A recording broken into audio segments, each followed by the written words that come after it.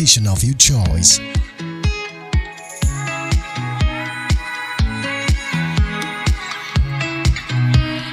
We take the lead among all radio stations. Emirate Radio, the station of you. Good morning, lovely people. Welcome to today's newspaper review on Emirate Radio. We are located behind Federal Ministry of Environment of Ojeba Road, Ilorin, Kwara State in Nigeria. I am Mr. Raisa, and with me I am Alimah Abdulsalam. Good morning, wonderful listeners, wonderful viewers. Welcome to Newspaper Review. On today's newspaper review, we'll be looking at the Punch newspaper, Daily Post newspaper, The Nation newspaper, and Royal Online News. Royal Online News. Before we go into the stories, let's go on a commercial break.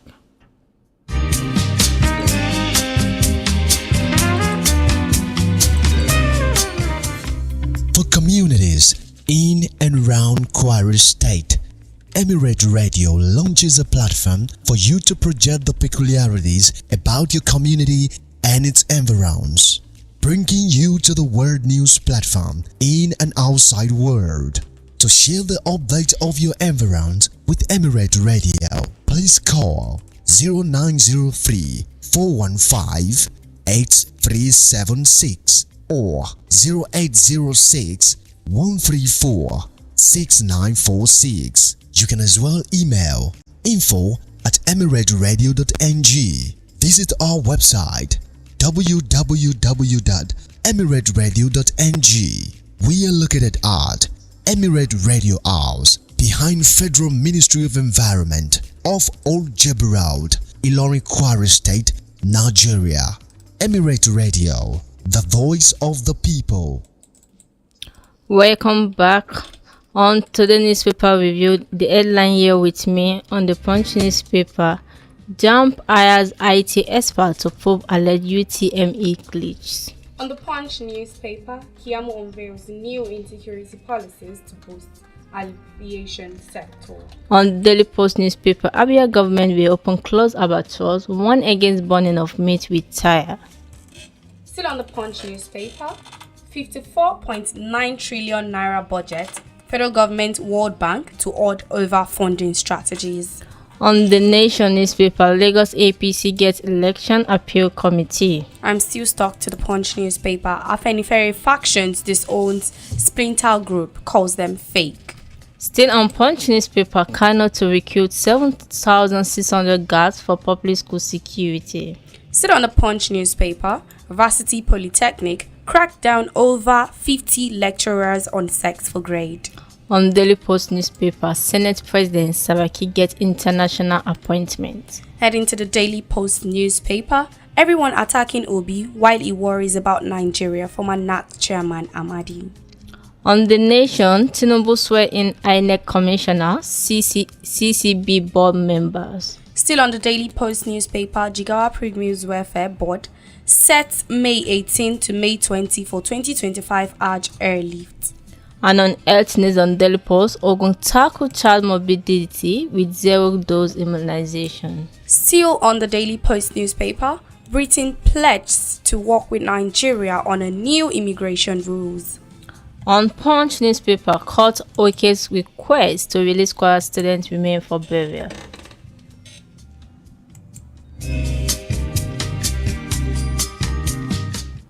It's now time to take a look at the stories making headline on Nigerian national dailies this morning.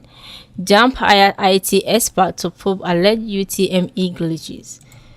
The Joint Admission and Matriculation Board has engaged top IT experts and educational assessment professionals to investigate alleged technical glitches that marred the 2025 Unified Tertiary Matriculation Examination. In a separate interview with Newsmen on Sunday, some candidates blame alleged technical glitch for the mass failure recorded in the year UTME. In the results released by JAMB, 1.5 million out of the 1.9 million candidates who sat the exam scored below 200 out of the total 400 marks.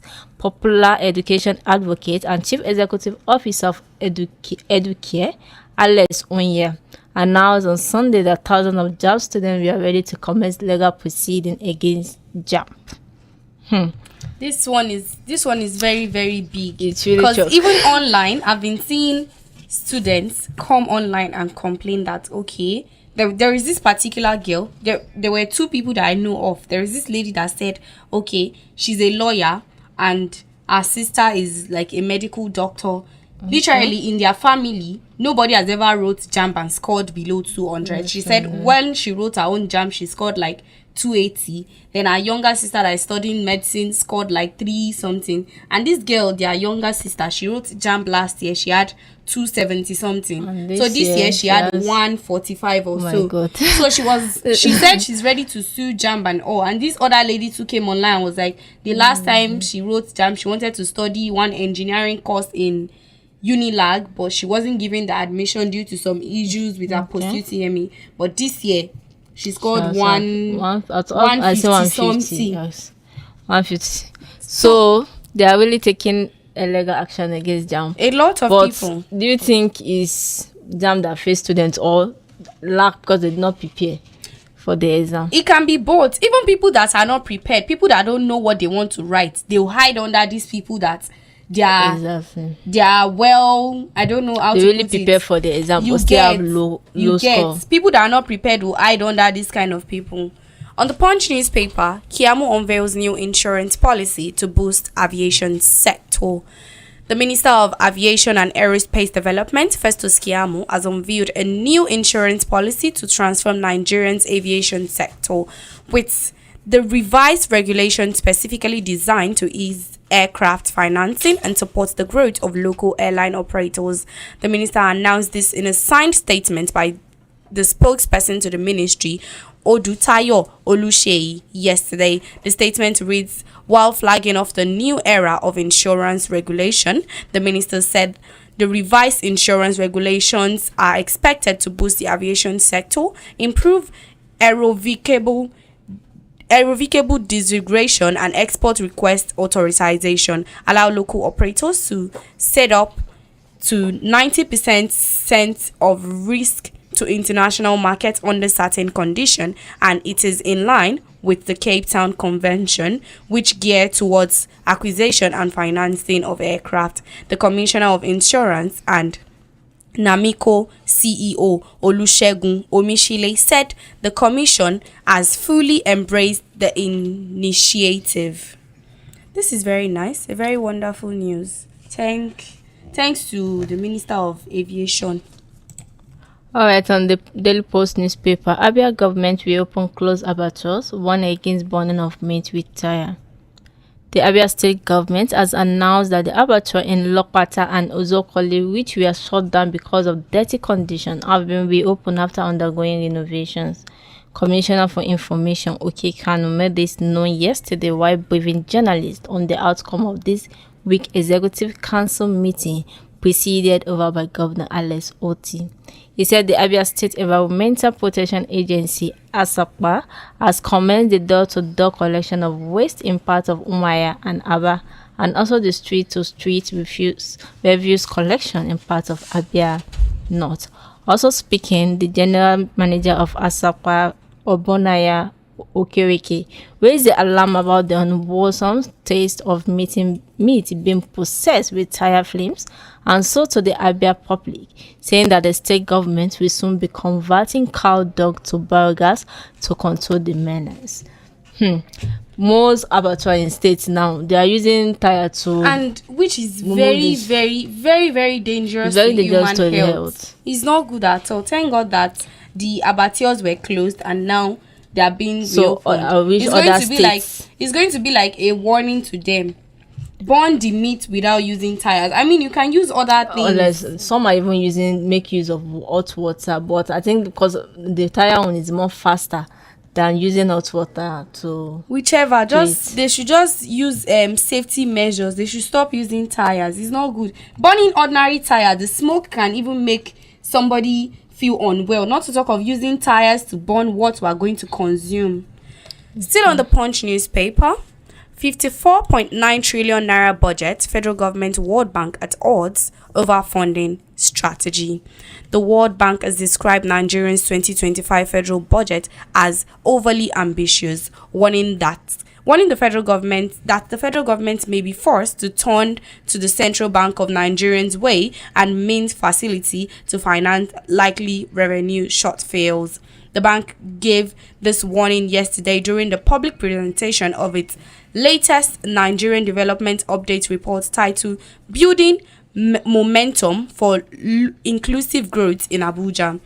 The President Bola Tinubu signed the 2025 Appropriation Act into law, approving a record budget of 54.99 trillion naira, the highest in Nigeria's history. The budget was raised from the initial proposed of 49.7 trillion naira submitted to the National Assembly. The financial plan made provisions for 13.64 trillion naira in recruitment expenditure, 23.96 trillion naira for capital project, 14.32 trillion naira for debt servicing, and 3.65 trillion naira for statutory transfer, while projecting a deficit of 13.08 trillion naira to be financed through domestic and external borrowing. You see, reading news that involves big money used to turn my head one kind. Because even World Bank has said that the Nigerian federal budget is overly ambitious. I mean, this money is huge. Too huge. 54.99 trillion naira for just 2025 federal budget. The highest in Nigerian's history. May the good Lord help us. Amen. On the Nation newspaper, Lagos APC gets election appeal committee. All Progressive Congress APC in Lagos State has set up an appeal committee to look into protests by aggrieved aspirants who participated in the local government primaries. The panel is headed by Attorney General and Commissioner for Justice Lawa Pedro San. Other members are Otumba Abiodun Olufowobi, Secretary Joko Tola Pelumi, former Speaker of the House of Assembly, and Lawi Ogunyemi, Estate Lawmaker, and Chief Chukwundi Aduku. A statement by the Publicity Secretary Sheye Oladejo advised discontent aspirants to submit their appeal to committee not later than noon today. Well, APC are really bringing new members now. May the good Lord help everybody. Amen. As every party, before you know it, APC. Everybody is just going into APC. 2027, we shall see. Still glued to the Punch newspaper, Afenifere faction disowns splinter groups, calls them fake. A faction of the Pan-Yoruba socio-political organization, Afenifere, has raised the alarm over what it's described as the proliferation of fake Afenifere splinter groups, warning that the trend is calculated attempt to distort its message and mislead Nigerians. In a statement signed yesterday by its leader, Olaitan Oladipo, and Public Secretary Justice Folawoye, the group alleged that certain interests were sponsoring perfidious groups to bastardize the Afenifere brand, which has no longer stood a symbol of truth, justice, and welfare. It is listed some of the fake Afenifere splinter group, including Afenifere Innovation Group and the Afenifere Youth Group. The continued production of fake splinter group of key groups and political parties in a poly to silence and deceive the masses. Thank God they already brought shining light to it, because people that are not even aware of these groups before, for instance the Afenifere Youth Group, people that are not aware of them, they would rush and join it and thinking they are members of the Afenifere, not knowing that they've joined the wrong groups. On Punch newspaper, Kano to recruit 7,600 guards for public school security. Kano State Governor Abba Kabir Yusuf has approved the immediate recruitment of 17,600 security guards across the state as part of a move to enhance safety in public schools. The directive was announced yesterday in a statement by the governor's spokesperson, Sanusi Tofa. Speaking at an official event in Kano, Governor Yusuf revealed that 400 security personnel will be deployed in each of the state's 44 local government areas. The initiative, he explained, aimed to protect the life of students and teachers and guarantee a secure learning environment. This very was nice. really good because It's very, very good. all this Boko Haram Aside thing from now Boko Haram, we're just hearing for security purpose. different things in Nigeria now. Before you know it, people will go out and they'll say they are missing. It's very You're not nice. really safe anymore. At all. If you are going out, just say, I'm going so place, not Honestly. another place. I'm still glued to the Punch newspaper. Sex for Grade Universities, Polytechnic crackdown over 50 lecturers. None fewer than 50 lecturers across Nigerian public tertiary institutions have been indicated for sexual misconduct between April 2021 and April 2025. While some of the indicated academics including professors have been dismissed, others are currently facing disciplinary panels. The case span universities and polytechnic nationwide, highlighting the widespread nature of sexual harassment in Nigeria's higher education system. A 2018 survey by World Bank Group Women, Business and the Law Project found that 70% of female graduates in Nigeria had experienced sexual harassment in school, most commonly from classmates and lecturers, despite the Senate passing bill in 2021 prescribing a 21-year jail term for lecturers guilty of sexual exploitation. The legislation has yet to be signed into law. Most recently, on April 24, 2025, the Governing Council of Abubakar Tafawa Balewa University, Bauchi, dismissed a senior lecturer, Dr. Usman Aliyu, over allegations of sexually harassing a married postgraduate student, Mrs. Kamali Aliyu. The university acted upon the finding of its senior staff disciplinary committee, which found the lecturer guilty of misconduct. Sex for grade in universities is common. Is very, it's really very common. Very, very common. Before you know it, a student is going to be having a problem in a course. No, it is normal for students to have problem in course. Go to lecturer and say that, sir, this is what what I'm facing in your courses. But instead, it's going to be the other way around. Don't meet me in my office. Let us meet somewhere else aside from my office. Why? For me, I don't think even you failing a course for you to go and meet the lecturer is not necessary. Do you know there are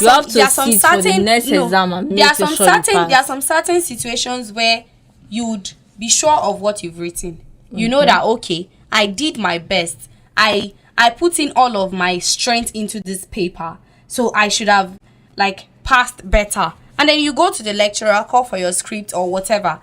In the process of calling for your script, anything might happen. There are some people that they became victim of this kind of thing just by, okay, they have confidence in themselves. They're very sure that I've done this thing and I'm very certain that I did it well. So calling for their script shouldn't be a problem. Because I said I want to call for my script does not mean that you should tell me that we should meet elsewhere. No, that is not your office.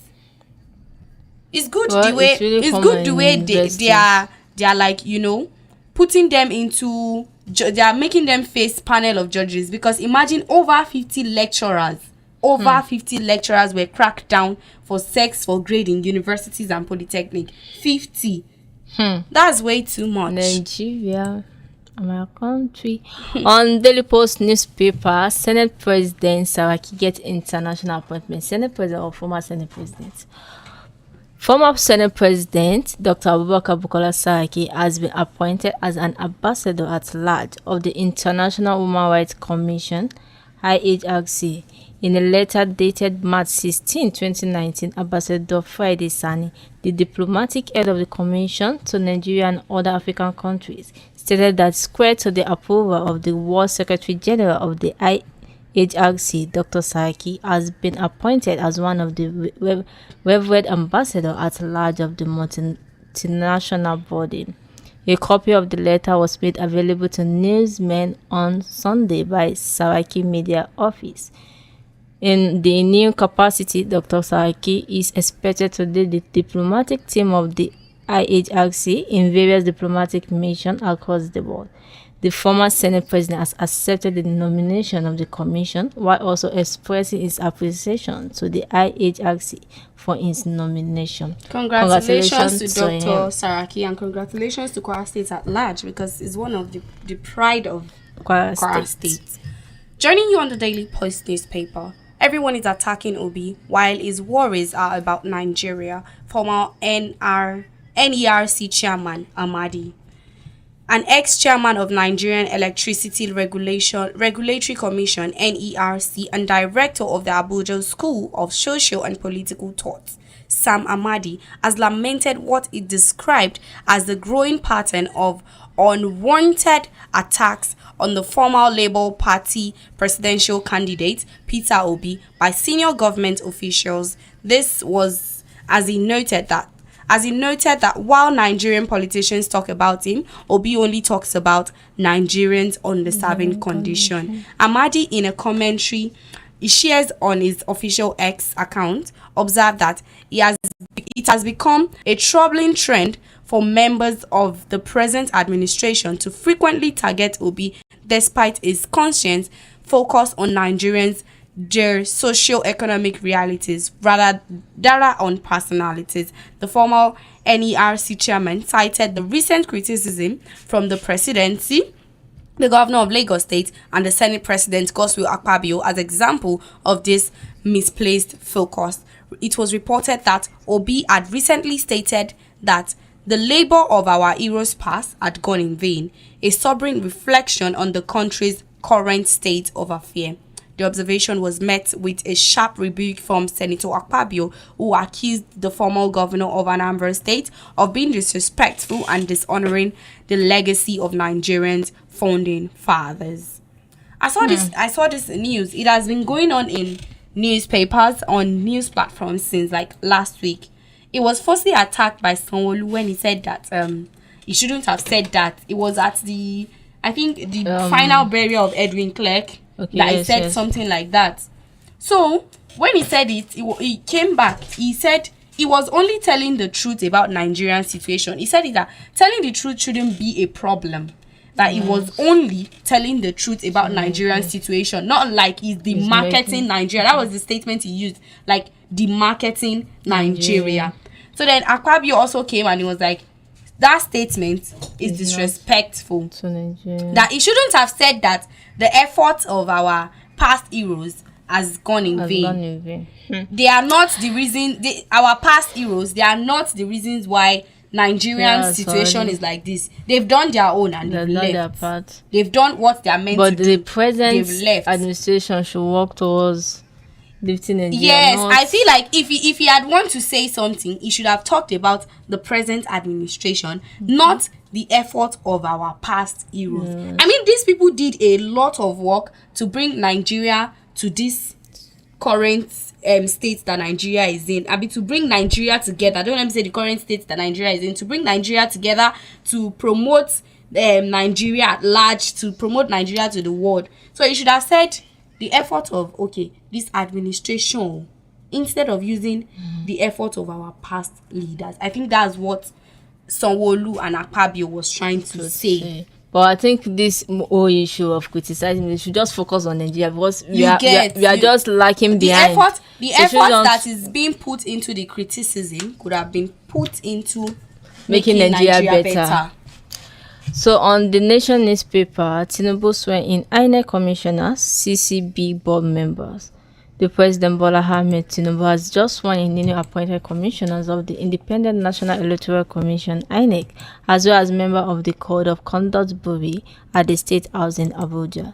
The bush swearing-in ceremony held before the commencement of the ongoing Federal Executive Council FEC meeting. Those inaugurated as INEC Commissioner were Malam Tuku Abdulrazak Yusuf, representing the Northwest, and Professor Sunday Ikwebam Aja, representing Ebonyi State in Southeast. Also swearing in were two new members of the CCB board, Ikepe Kenneth Indem from Cross River State and retired Justice Buba Ibrahim Yowe from Taraba State. Meanwhile, President Tinubu is currently presiding over the 6th FEC of this year. Well, congratulations to them, because this is not what we really need in Nigeria.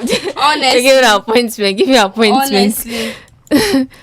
Still glued to the Daily Post newspaper, Jigawa Premium Welfare Board set May 20 for 2025 Hajj airlift. Jigawa State Pygmy Welfare Board has scheduled May 18 and 20, 2025 for the airlift of intending pilgrims to Saudi Arabia for the 2025 Hajj exercise. This was disclosed by the Director General of the board, Alhaji Umar Labo, during a meeting with Alimah Hajj and his member held in Dusay. According to him, the first batch of the pilgrim would be airlifted on May 18, while the second batch is scheduled for departure on May 20, both from Jigawa to the Holy Land. He called on all intending pilgrims from the state to be adequately prepared ahead of the scheduled date. Alhaji Labo also urged them to conduct themselves as good ambassador of Jigawa State and Nigeria during their stay in the Holy Land.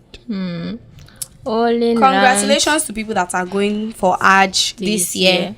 And they should please ensure that they go there. They go there for what they are there for. They should pray. Yes, no, exactly. they should not allow TikTok, social media, this thing. Let it not be like the Umrah during Ramadan period. Do you see the way Nigerians were displaying? Hi, God. On Daily Post newspaper, Ogun tackled child morbidity with zero-dose immunization.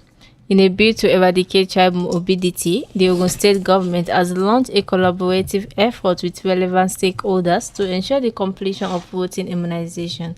Speaking at the stakeholder sensitization meeting, the Executive Secretary of the Ogun State Primary Health Care Development Board, Elijah Ogunshola, emphasized the need for mobilization and sensitization across the state.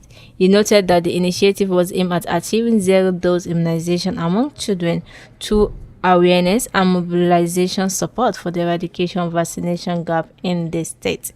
Ogunshola explained that many mothers underestimate the importance of immunization, highlighting the need for community engagement, adding that the sensitization program, which commenced last year, had entered in second phase towards strengthening community health and primary health care systems statewide.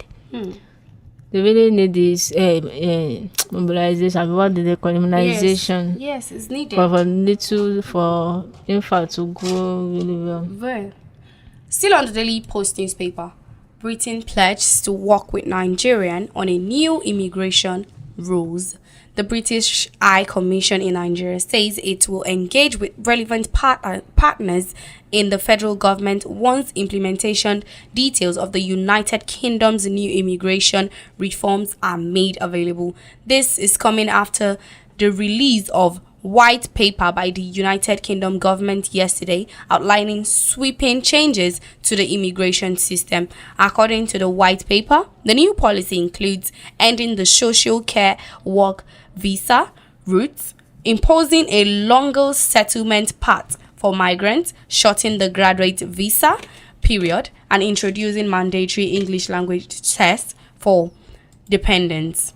While the actual timeline for implementation is not yet announced, the British High Commission has moved to reassure Nigerians of the continued strong bilateral relationship between the two countries. The commissioner stated further that the reform aimed to restore order, control, and fairness to the immigration system, reduce net immigration, and promote economic growth. It pointed out that changes will occur gradually, reiterating Britain's commitment to an open and collaborative approach with Nigerian authorities. The statement came in the week of recent concern that UK may restrict visa applications from countries whose citizens are more likely to overstay, and Nigeria was reported among those listed. Our people don't want to come back to Nigeria. Everybody to the Japa.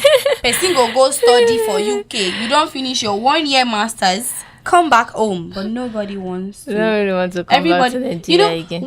When you move into enjoyment, coming back to don't let me say not enjoying is going to be very hard. Even if I was the one. Serious, their country, their government is really trying, unlike our Nigeria. Yeah. We'll so try to. Everything Nigeria is more streamless for them, unlike this Don't place. worry, so Nigeria is going to be better. I'm telling you. I wish so too. On Punch newspaper, court request to release Kwara students remain for burial. The Kwara State High Court sitting in Ilorin yesterday ordered the release of the remains of Hafsat Lawal, the mother, final year female student of Kwara State College of Education, Ilorin, to her family for burial according to Islamic rites. The granting of the order by Justice Anna Ajayi, who was presiding over the trial of the murder case, followed the request by the family of the murder student that the court should grant an order to release the dismembered body of the deceased for proper burial according to Islamic rites. At the resumed hearing of the case at the court yesterday, the Kwara State Attorney General and Commissioner for Justice, Senior Sinomon, who is the prosecution team leading the murder case against 5 suspected persons, prayed the court to release the body of the deceased to the family for proper burial. May our soul rest in perfect peace. Amen. Amen. Perfect peace, I'm telling you. And now to the Daily Trust newspaper. NNDC commends Ubasani's commitment to reform. Governor Ubasani has been commended for his commitment and the support of Kaduna State government towards the reform of the new Nigerian Development Company, NNDC. Speaking during a courtesy call of Sir Kashim Ibrahim, House Kaduna, yesterday, the chairman of the NNDC, Alhaji Lamid Diko, said that the governor's contribution have been critical and they have not gone unnoticed. Alhaji Lamisi also saluted the courage and visionary decision of the Northern State Governors Forum to embark on a comprehensive reform of NNDC. The chairman also said that they are committed to the Northern Governor's vision for restoring NNDC as a symbol of the region's economic pride. He promised that we shall embark on restructuring of the company, provide commend leadership and require oversight of management so that NNDC would restore as the crystal of the region's development.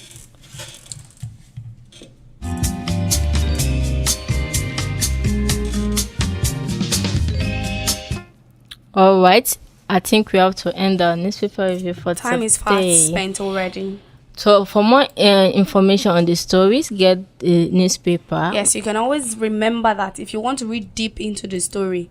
The newspaper we went through today, we have the Punch newspaper, Daily Post, The Nation, Daily Trust, and Royal Online News. Okay, once again, I am Mr. Aisa. And I am Alimah Abdulsalam. Thanks for listening. Have a wonderful day.